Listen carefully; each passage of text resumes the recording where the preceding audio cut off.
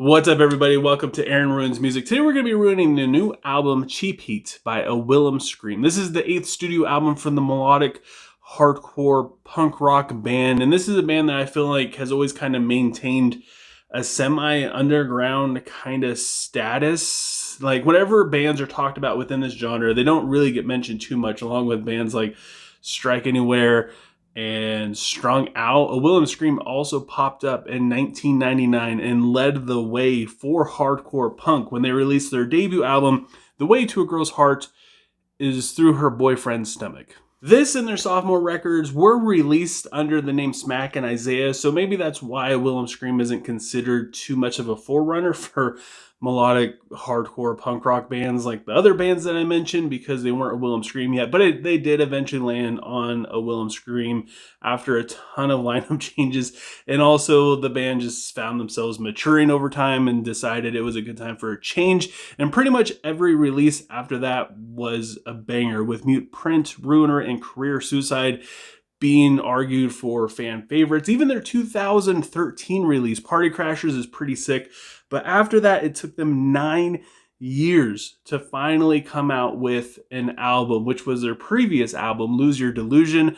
With more lineup changes, their sound did change. And with that, this newer album was a little bit more polarizing than the one released 9 years prior. Personally, I was all about it. I loved this new sound. I was just glad that this band was back, and having been waiting impatiently for 10 years for them to release a new album, I was just glad to hear it. And now we get our second album, and I was anxious to hear what this second album, after their basically like 9-year break from an album cycle, would sound like once they get going again. That's what I was really interested in. And they released their first single off of this new album, Cheap Heat. It was titled Midnight Ghost, and I fell in love instantly. The glimmering guitar melody is full of nostalgia, and the shouty vocals are perfect. And it was the first thing that I noticed about this. The build up to the energetic chorus is super addictive. The guitar solo is well done, which is really strange for me to say about a melodic hardcore punk rock band. And the fat bass line shines through just here and there, just to kind of remind you that it's there and it's doing something in the background. And then the second single they released, Let It Ride, focuses a little bit more on the frantic drums and the crunchy riffs. The lyrics are about embracing your inner villain and basically just kind of being okay with doing things for yourself after a while. It has a really old school feel to it. It reminds me a lot of like a mixture of Pennywise and like Social Distortion in a way. And then the last single they released, I Got Tunnel Vision, lands right in between of the other two, with the guitar part that is pretty captivating, and the vocal hooks pulls you in even further. I Got Tunnel Vision definitely didn't stick out to me nearly as much as the other singles. It felt more like filler the more times I played it, especially in the context of the entire record. If you start with this album, I mean, if you haven't heard the singles yet, you're starting off pretty good. I would definitely go straight to the album opener, Somebody's Gonna Die. You get a lot more of that chaotic lead melody work that really sets the tone for the entire album. It reminds me again of Pennywise, especially the woes in the chorus. It's not my favorite opener for any of their albums, that's for sure, and I found it a little easier to skip the more times I listen to this album. And that's not because it's bad, it's because the next song, The Scumbag Gift, comes next with its super heavy riff. Its very aggressive chorus is something that I just kept coming back to. I'd make it halfway through the album and I'd be like, you know what?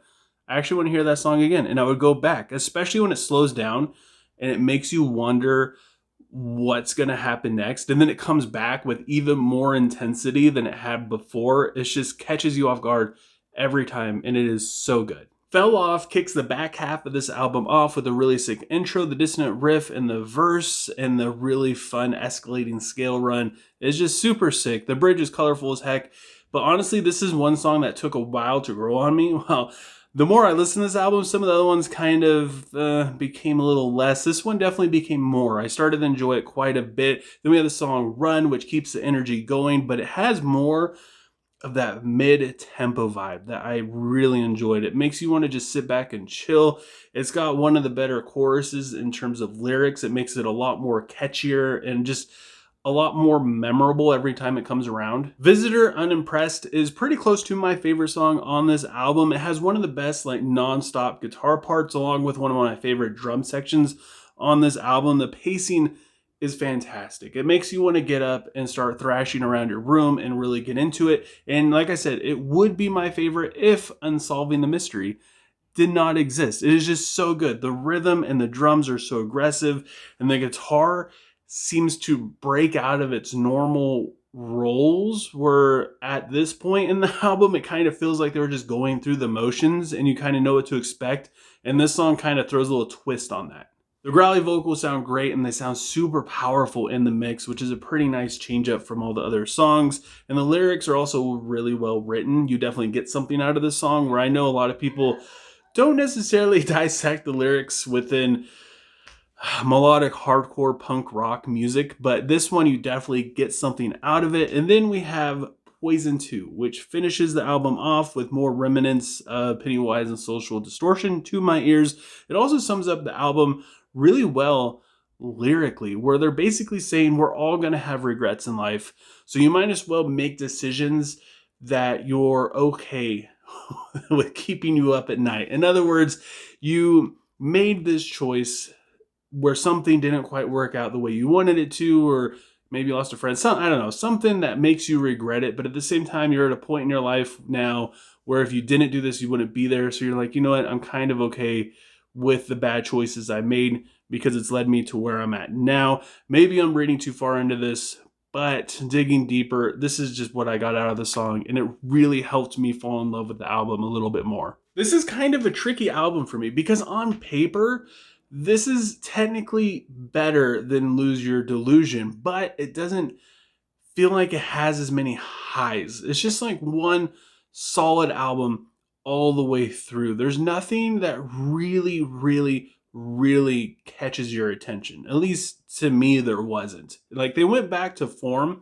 to more of old school like sound, but to me, there isn't really a single song that like jumps out at me every single time I listen to it. Sure, there's the Scumbag Gift, which I gave a lot of praise to, and also Unsolving the Mystery, which I gave a lot of praise to, and those are fantastic songs, but they kind of just blend in with everything else. With there not being a whole lot of highs, there sure aren't a whole lot of lows either, which I guess is kind of good.